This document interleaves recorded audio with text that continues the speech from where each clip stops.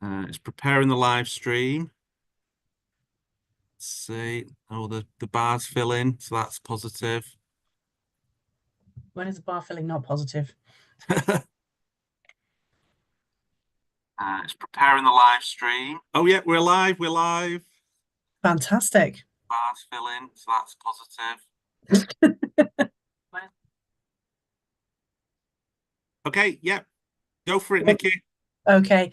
Well, welcome back to Mental Health TV. We're really pleased to see you. We're coming at you in a slightly unorthodox fashion today, but thank you very much for hopping on and joining with us.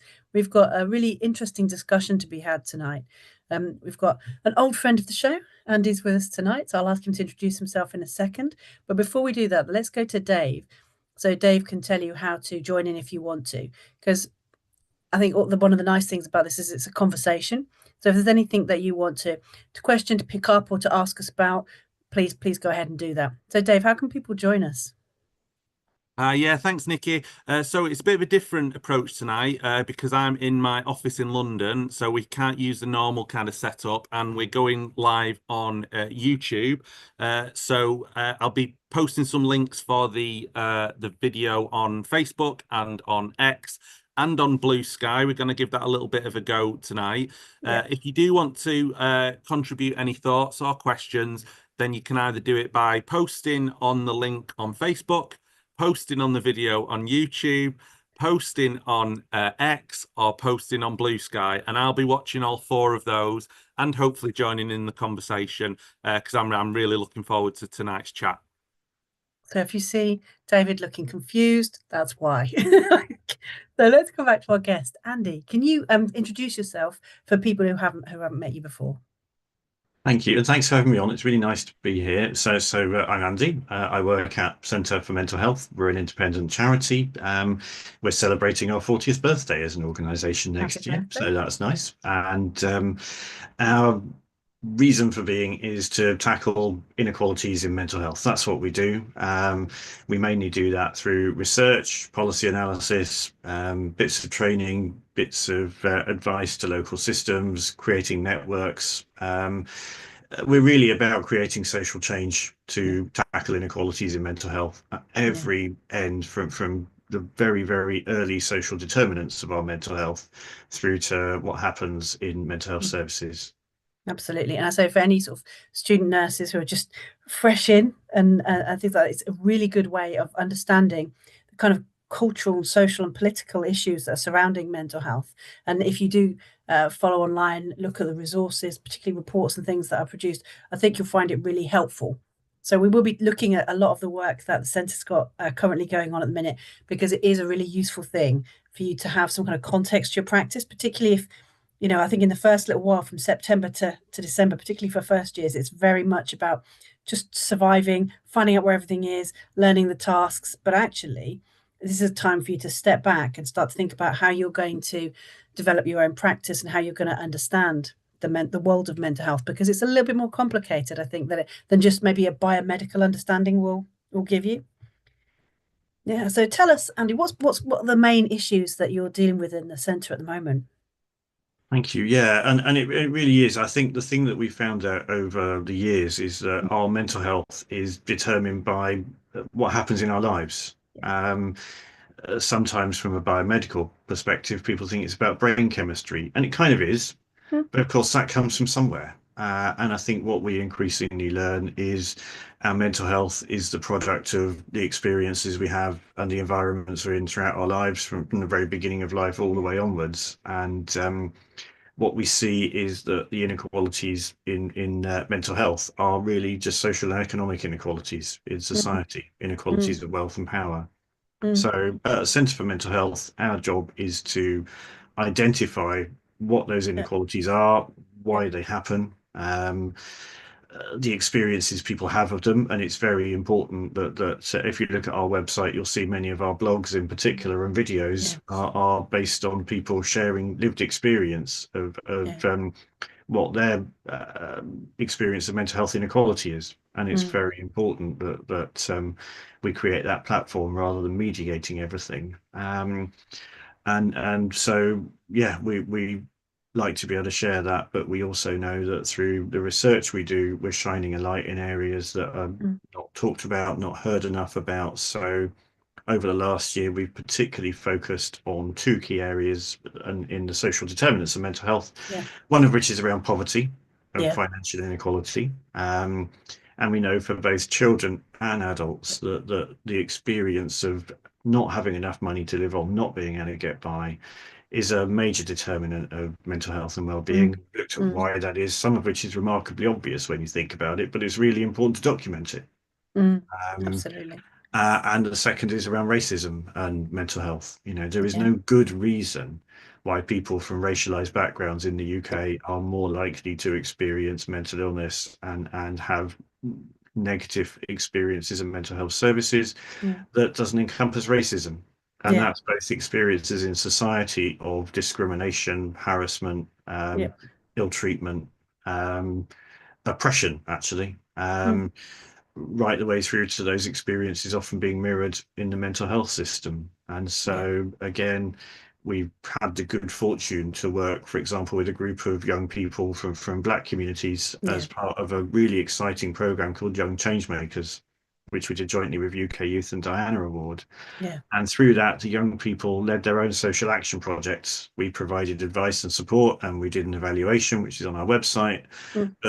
It was young people campaigning about what mattered to them in terms of what would support better mental health and well-being. And we learned loads just from being in the background and supporting that, rather than trying to kind of go and go off and research people.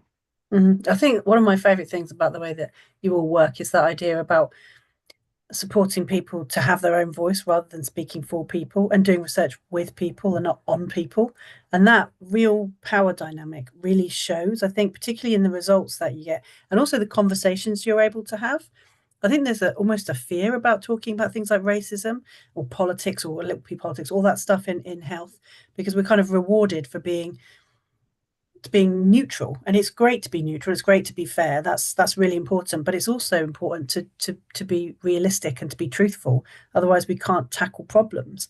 I wondered if there's anything in particular, if people or nursing or anyone working in mental health could take one thing away from the work that you're doing around maybe racism, what one thing would you like to do? Because obviously racism is a constant topic at the moment, a troubling topic. It is, and the only way you can explain the inequitable treatment of Black people in our system is racism. And again, that's not about pointing the finger at individuals or saying it's your fault or, you know, everything you're doing is wrong. It's about understanding that systemic racism is there. It's a part of our society. And I mean, actually, that notion of objectivity we have around research, you know, that has its origins in white supremacy culture. And so once you begin to deconstruct it, you see differently the way we think about what is evidence, what isn't. You know, why is it certain forms of research are given precedence over other forms of research? Why do we value narrative less than numbers? And does that matter? And of course it does matter, because otherwise voices from minoritized communities, global majority communities, in fact, are given less weight than those of those in power. So it's really important to think about how we understand what's going on for people. I mean, again, it's also important to see progress. One of the things we have now that we didn't have a few years ago is the patient and carer race equality framework. Now that came out of struggle.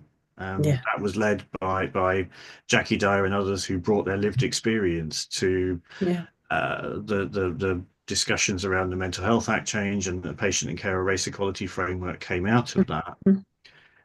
Every single person working in any mental health service anywhere in the country, everyone can do their part to implement the patient and carer race equality framework. And because it's a national program, because it's systemic, because it's looking at it piece by piece, it's really important that everyone knows, well, what can I do? What's my bit I can do to help to bring about that bit of change? You don't have to do everything, but, you know, what can you do specifically that will help to make that happen? And it's really important, isn't it? I think that we don't teach or advocate powerlessness, because sometimes I think we're all working in a system and it can feel a bit like a meat grinder, but also that no one seems to be driving. It's like, no, put your hands on the wheel. Like, even if you can only change what you do, that's a huge impact on a lot of people. So I think that idea that you can make changes yourself, and that if you understand the kind of context and you understand the issues, you can actually make better choices as well, is really important. One of the things we did earlier this year during the election campaign is encourage people with mental illness to register to vote and to vote if they're registered, Yeah, and encourage mental health workers to support people to exercise their rights. It's a yeah, choice whether you vote or not, of course, but yeah. people with mental illness have been excluded and marginalised, and their voices haven't been heard. Mm, Voting is one way in which your voice can get heard. mm, And of course, it leads to other active forms of citizenship. So it's going beyond seeing mental health services as being just about treatment, as important as treatment is. It's yeah, also about how you support people through equal citizenship to be 100%. an equal citizen in our society. And so letting people know about their right to vote and indeed the rights in other ways as well. Mm, Ensuring that people are able to kind of feel confident in mm, themselves that, yeah, mm, I have an equal right to go and have my say. mm, So it's something we did a little bit of work on earlier this year. We'll be putting a report out next year on that mm, topic from mm. some research we've done.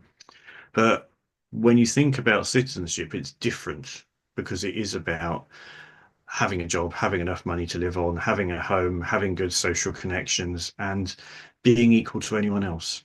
And Yeah, very often, people with mental illness have been told they're less than everybody else. And it's yeah. up to, again, everyone Mm, working in mental health services, no matter what bit you're in, to mm, counter those narratives. mm.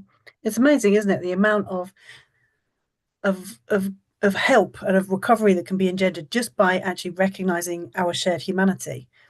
Like, listening to somebody properly, and letting them be a reliable witness to their own symptoms, their own experience, and then trusting people to make choices around what they want for their future.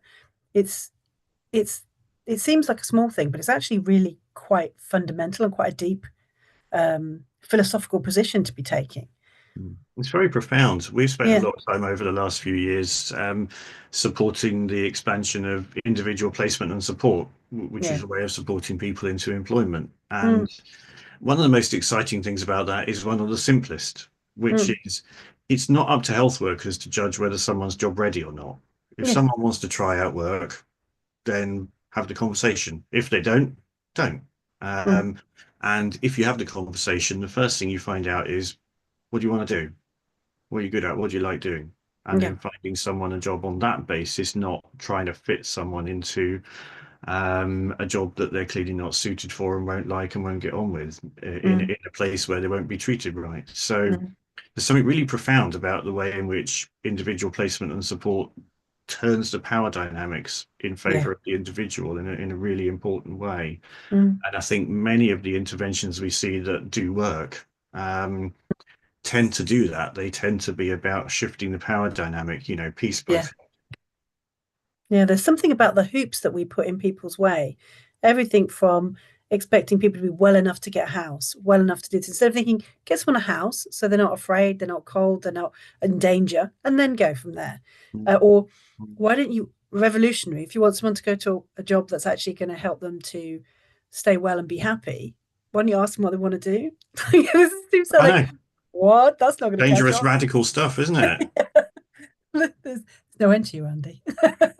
But I just think it feels like you can't stay out of politics talking about these things, because one of the things I know I found quite disturbing of recent times is the way that work has been used as a mark of worthiness.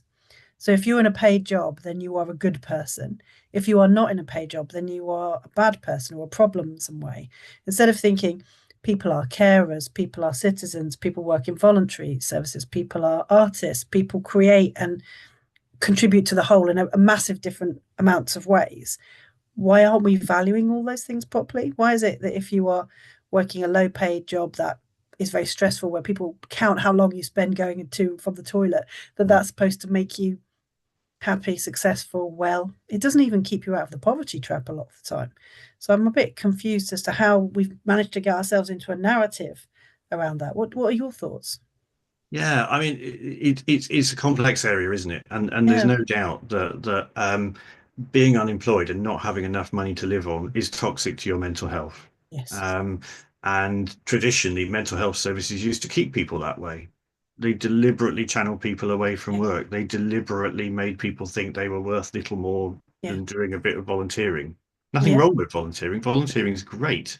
But Yeah. if you're told that's all you can do and Mm. you're told you're not ready for work, you'll never work, that's a form of oppression, actually, Mm. putting people down and keeping people down. So the fact that we now talk about work a bit more and we Mm. value work and we help people who want to work to do so is Yeah. a progressive thing. But Mm. inevitably, if you don't value the other aspects of people's lives, if you Mm. don't think that sometimes there are reasons why people aren't in a position to do so, Mm. um, and it's, I think, deeply disturbing that our national dialogue around benefits and social security has degraded to such an Yeah. extent that someone who needs disability benefits, Mm. either because they're out of work or because they're not, but they need a bit of extra support, they're denigrated so badly as seen Mm. as kind of a burden on the state. Mm. And we need to change that Yeah. dialogue, actually. That's simply not what the welfare state was created for. It Mm. was created to provide a decent safety net for people with good healthcare, enough money to live on, Mm. good education, and decent social care. And Mm. denigrating those things and degrading them and leaving people without enough money to live on day to day. Mm. Again, it creates an environment where low pay is possible, isn't it? Because, if benefits pay so little. Yeah. So I think it is about saying, actually, we need to turn around this kind of impoverishment uh, Mm. that we're putting people into, Mm. and see that there is a link between better mental health, Mm. supporting better mental health for everyone, Mm. and a more vibrant economy with better living standards. Yeah. It's amazing that the government last week, at the time of recording, put out a big plan about how it was going to improve living standards and boost health. Didn't mention mental health. Yeah. In what way can we possibly do those things without paying real attention to people's Mm. mental health and well-being? Particularly seeing the numbers that we're seeing at the moment, both in child and adolescent and in just usage all over. I think COVID did really draw back a blanket on how we're doing as a society, and I think laid bare a lot of very unpalatable truths about the impact of poverty, the impact of people being in work and still not getting enough to manage. Mm. I guess that kind of takes us round in a loop, isn't it, to look more at the impacts of low wages or poverty on people's emotional well-being. What do you think are the biggest issues that's caused by that? Yeah, I mean, it's really clear from the evidence. We had a look at the evidence over the last couple of years around what is the link between poverty and financial insecurity and Mm. our mental health for Mm. both children and adults, people of any age, actually. And it's clear there is a causal relationship. Poverty and financial insecurity, particularly relative poverty, Yeah. are toxic to our mental health and well-being. We see it in children whose parents can't afford for them to have the right uniform, to have a proper lunch to go in with, Yeah.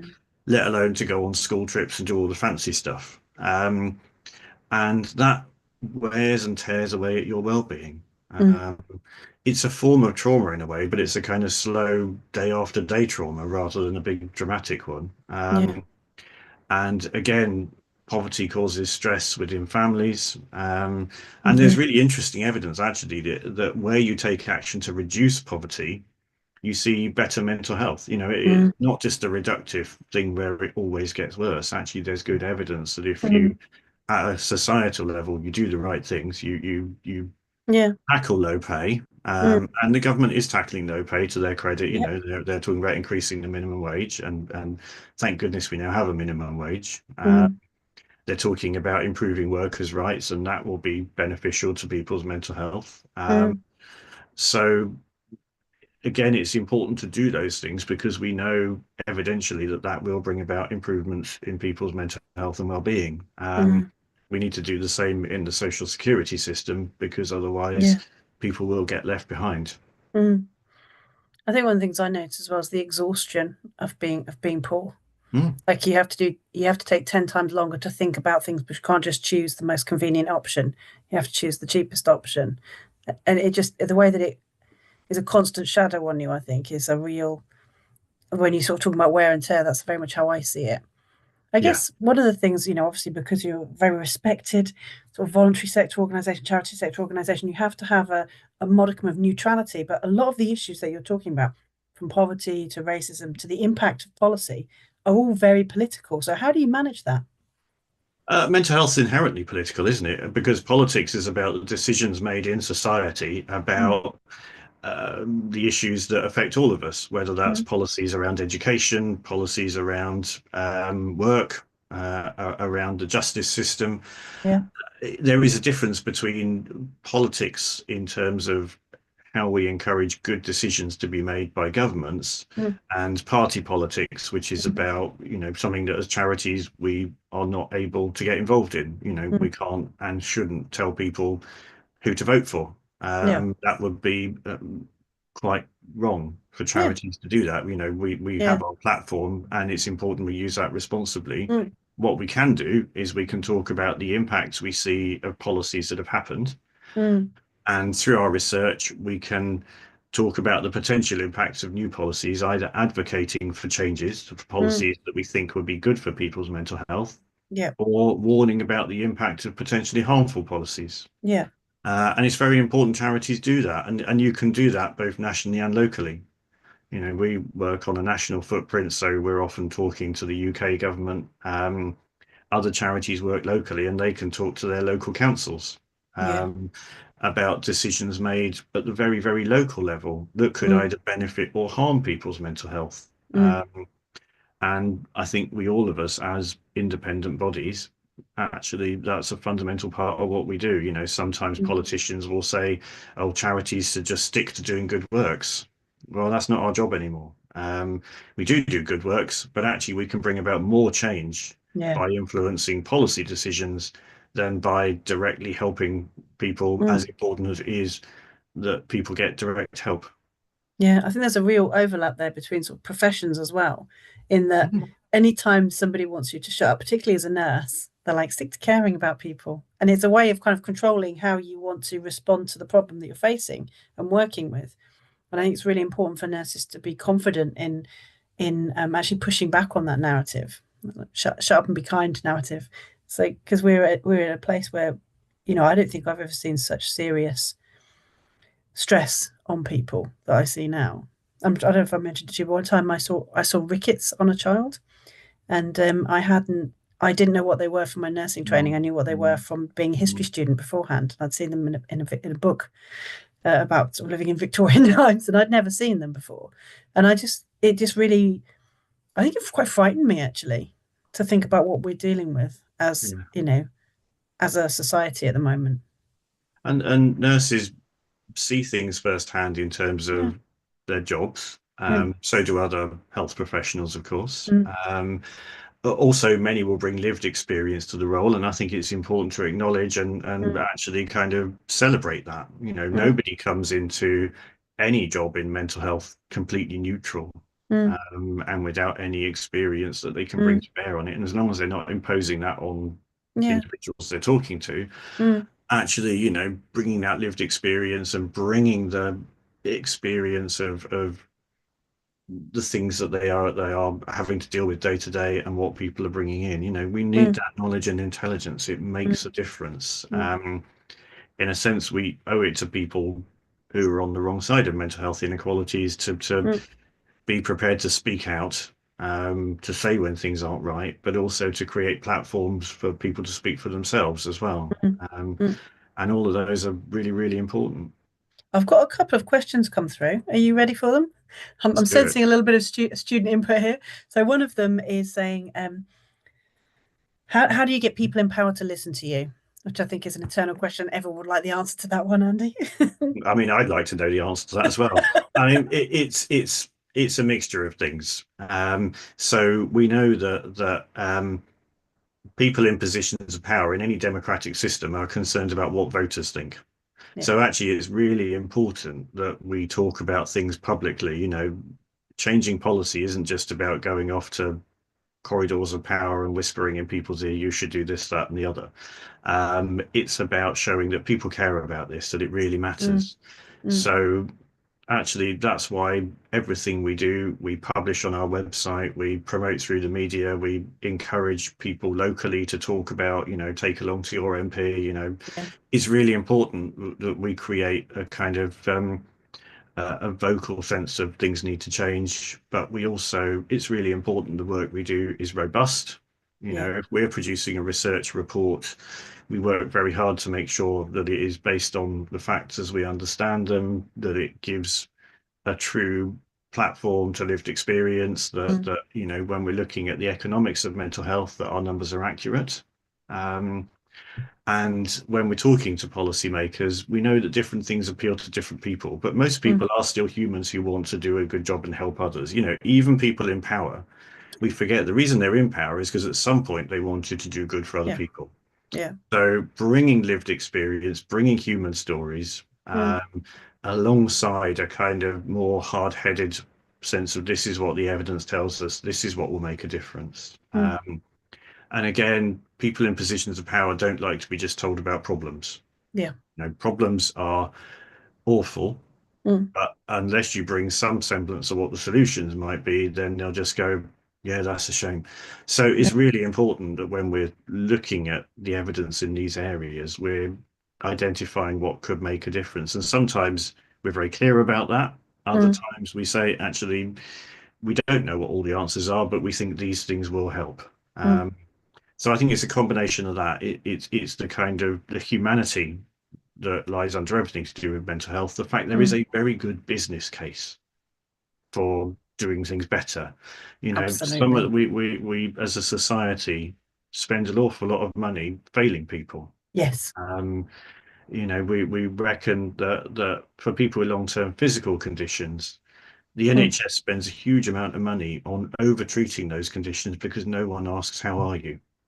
No one sees about your emotional health and well-being. They just see a patient with a physical illness. Yeah. And many people tell us how much they struggle with that.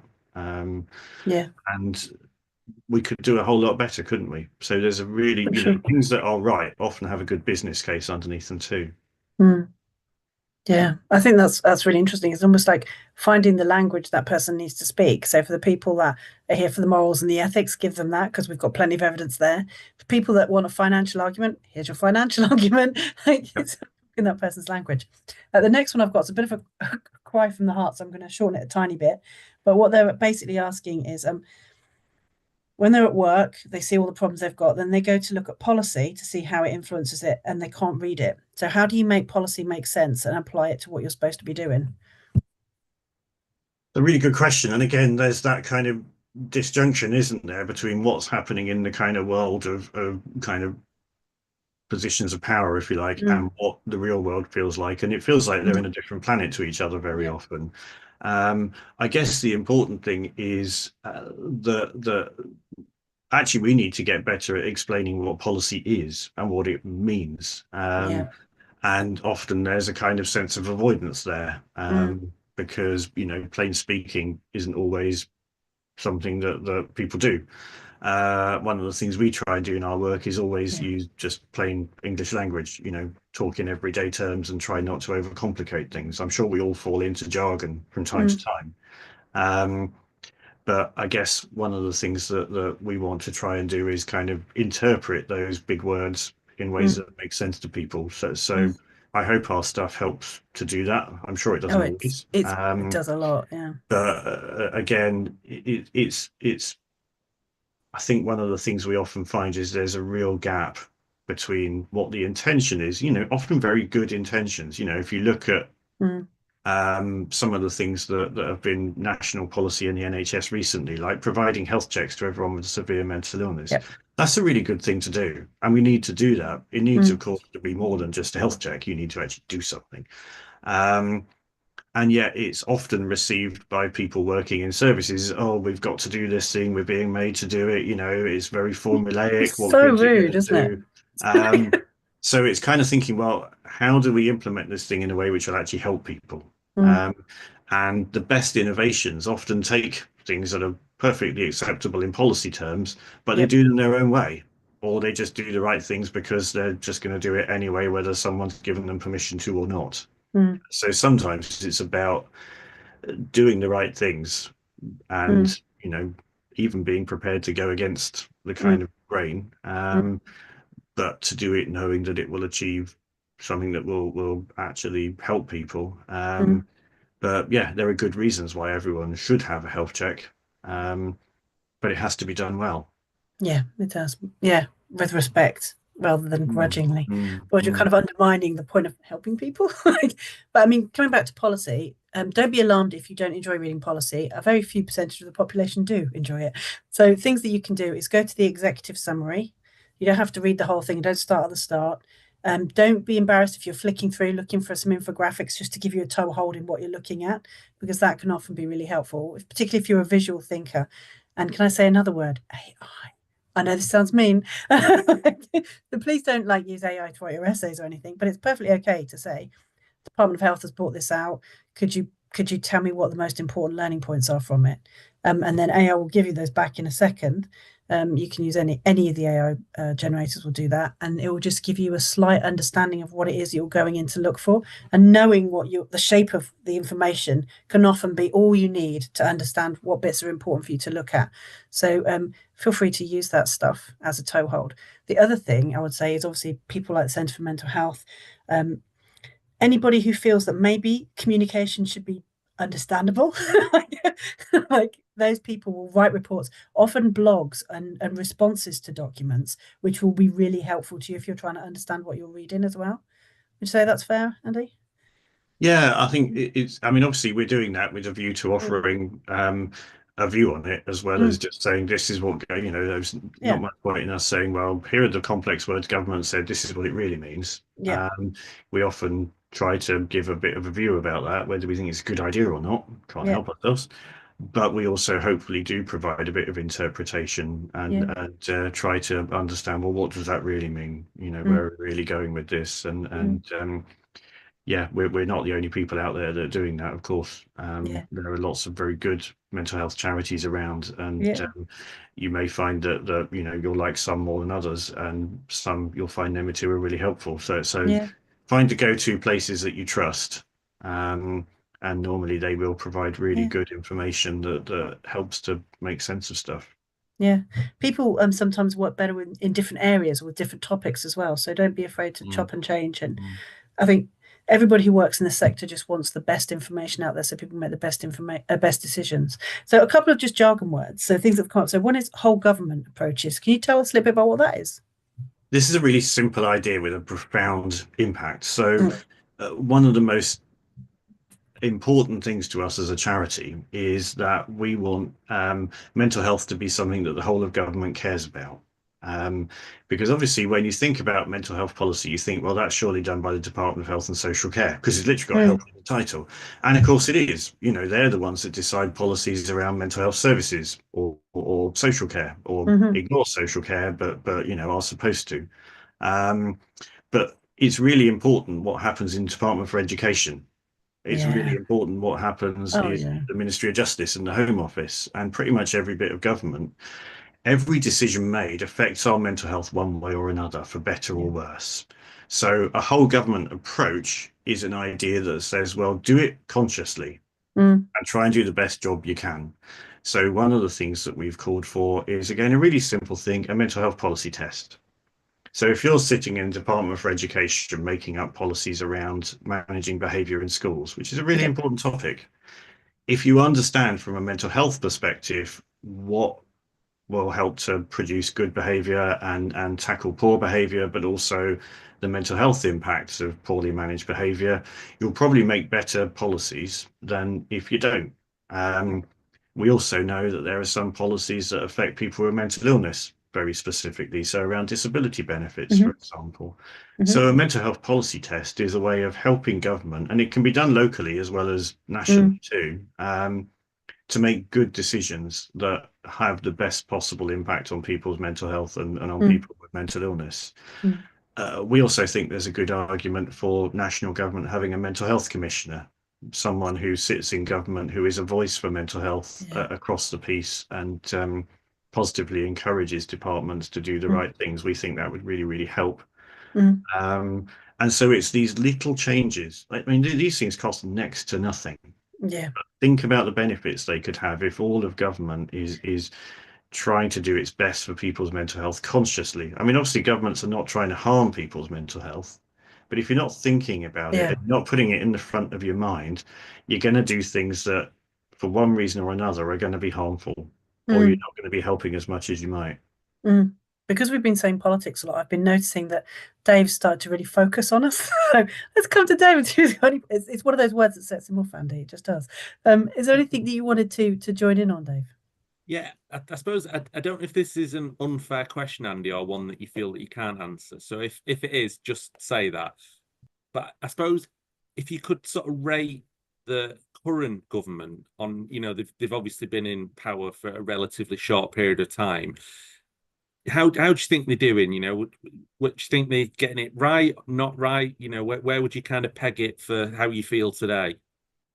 I mean, it is still too early to tell, isn't it? And, most new governments after 5 months have done some things which signal hope and some things which don't. And I think at the moment, it feels kind of there are some positive signs and some things we're really worried about. I mean, there were good things in the manifesto.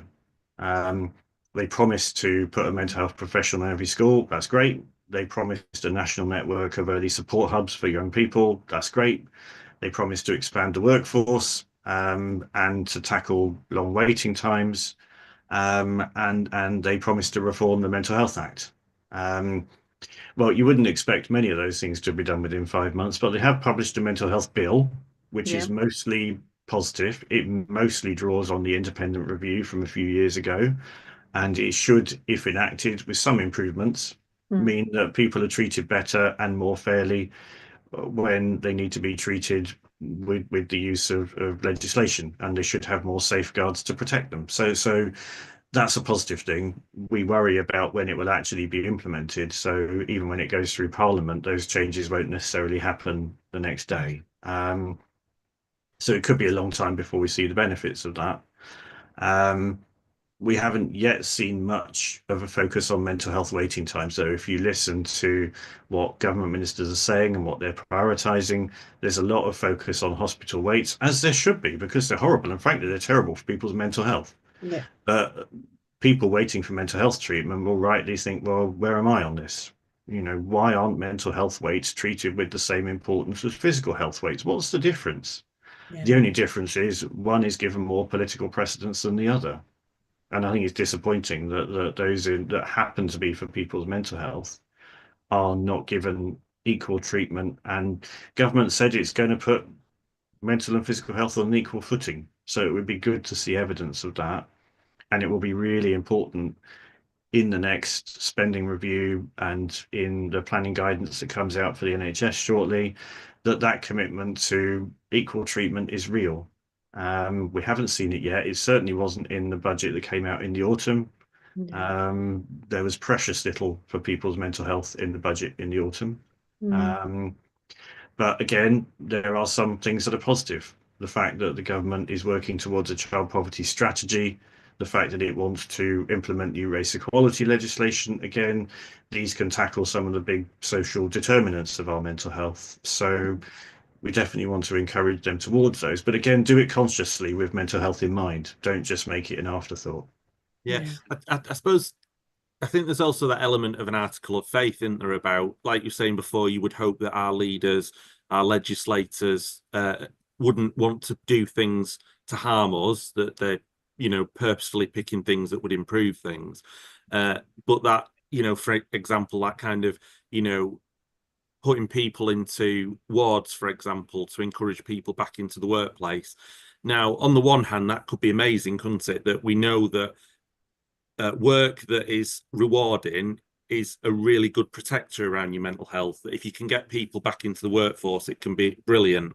But actually, it can also be the worst place for people. If the work is punishing, unrewarding, it can be the complete opposite of that. And I suppose it's that bit about, have we got enough faith that they're doing it for the right reasons rather than the wrong ones? Yeah, and I think, I mean, we know that done in the right way, again, using the principles of individual placement and support, Mm, um, you can help people to have a much better, happier life. And have a actually make a living. I think we Mm. sometimes forget what work is for. We talk about work as being a meaningful occupation, whatever that is. Work's a way of making a living. Yeah. And it's better if it's in an environment and in an organization that treats you well and looks after you, and Mm. you're not exposed to bullying and unfair treatment. So we need to make work mentally healthier, Mm. but we also need to support people with mental health difficulties in the right ways to get the jobs they want when they are ready, when they think they're ready, not when a professional deems them to be ready. Yeah. And so I think that's going to be an area I think which will come up again and again over the course Oh, of this parliament, absolutely. because government is terribly worried about particularly young people being out of work. One of the interesting things about the data about people that are out of work for health reasons is for very many, poor mental health is linked to poor physical health. So again, this is about the connection between mental and physical health. Mm. So it may well be that people are experiencing depression and anxiety, for example, as a result of being out of work and the way they're treated when they're out of work, rather than it being a primary reason Yeah. for them not working. So we really have to understand this properly. And again, we have to provide people with decent support, um, in a way which Mm. works for them, not which works for the system. Mm. Kind of takes us round to a really important piece of work. Probably one of the most projects that I associate most with the Centre for Mental Health equally well. I wonder if you could talk a little bit about that, because I can see we're running close to the end of time for us now. Yeah, thank you for asking. So Equally Well is a campaign which we coordinate. There's an Equally Well in New Zealand and one in Australia, and it focuses on the physical health of people with a mental illness. You will know, and I'm sure mental health nurses know, that people living with a mental illness have a much shortened life expectancy, and the gap with the general population has got worse. Yeah. And what we also notice is that people's physical health is worse from a very, very young age. So people living with a psychosis, for example, can expect to live 15 to 20 years fewer than anybody else. There's no Mm. good reason for that, um, and have physical health that's probably similar to that of someone who's 15 to 20 years older, even in their kind of 20s and 30s.